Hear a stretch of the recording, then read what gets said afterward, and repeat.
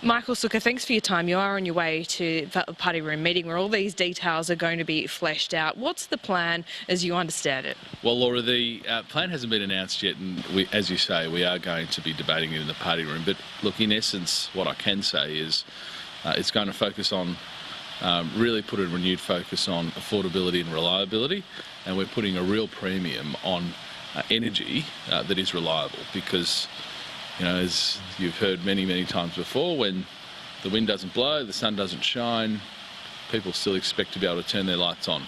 And that's what has been a missing ingredient from our energy system in recent times. So there's going to be a huge focus on reliability.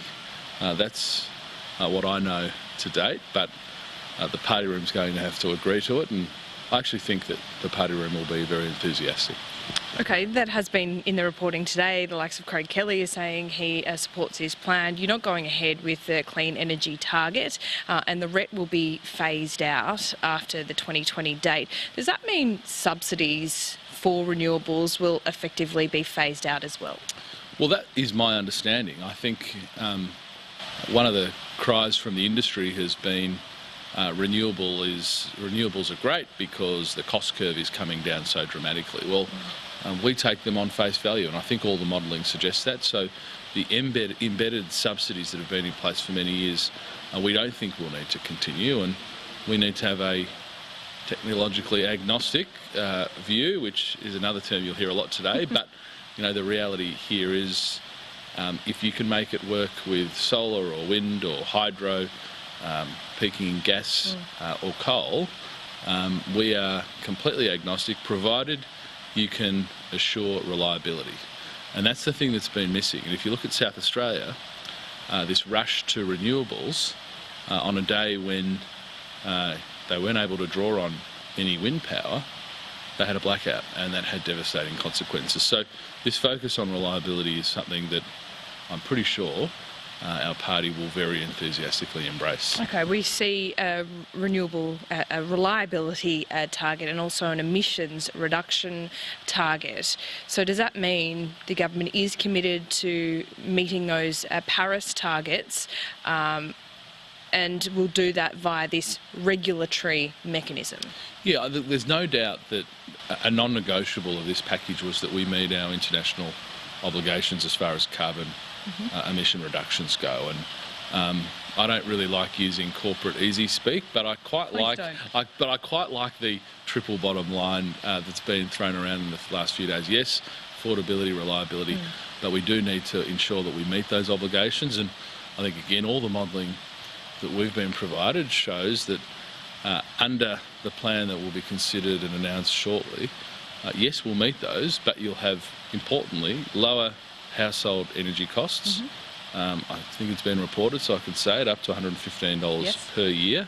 Now, I'm actually optimistic that it could be more than that, but I think it's right for us to take take the lower end of those estimates, and of course the reliability aspect. This essentially safeguards the immediate and medium-term future of coal. Would you agree with that? Well, I think the medium-term future of coal was always assured because we actually don't have a viable alternative to it.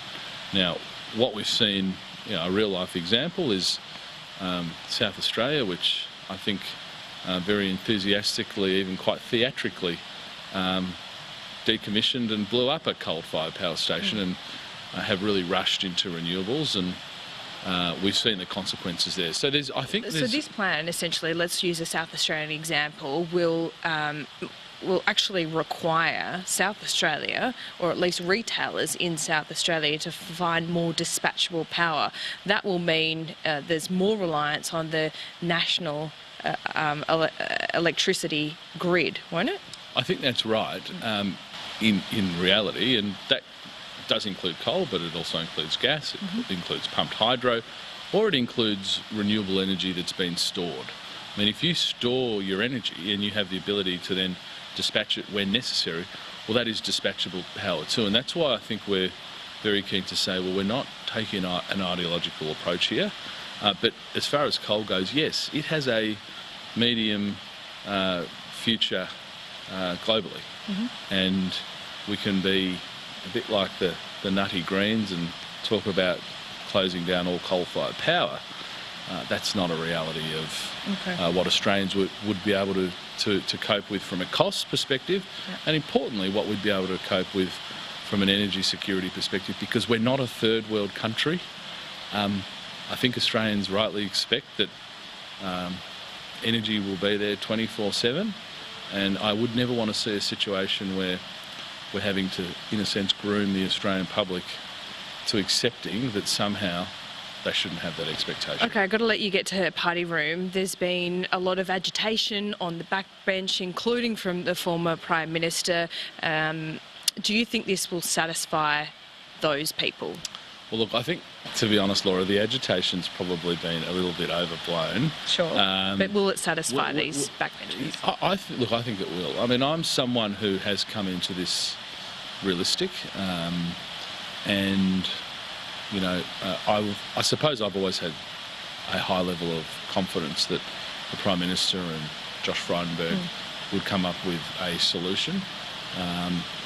Not a solution that's seeking to address a challenge put forward by our Party Room, but a solution to the very vexed issue of energy, which has dogged us for really as a country for 20 years. So there's no love lost over the CET then?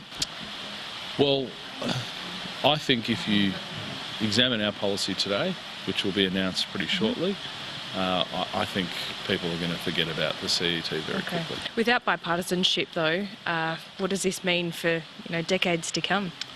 Well, there will need to be some bipartisanship here. I mean, Labor talk about... This is not the way to do it, though. Well, Labor talk about certainty for industry. The only uncertainty that's created by Australian politics at the moment is the Labor Party saying we are going to adopt a 50% renewable energy target by 2030 without having any idea about how they will meet those reductions. I mean, that would be a devastating blow to the economy. They can't explain it. You know, Bill Shorten, he's all gesture, no policy. They need to get on board. But we're not going to sacrifice Australians, double their power prices, have rolling blackouts like South Australia, which is what Bill Shorten wants, just in the pursuit of bipartisanship. We won't do that. It's not bipartisanship at any cost. And in fact, government decides policy and oppositions need to rise to the occasion and support it. It's not the other way around. And that's a very, very important point. We won the last election, and for Bill Shorten to want bipartisanship, well, now's his opportunity to offer it. We'll see today. I'm sure it will play out. Michael Sukkar, thank you for your time. Thanks, Laura.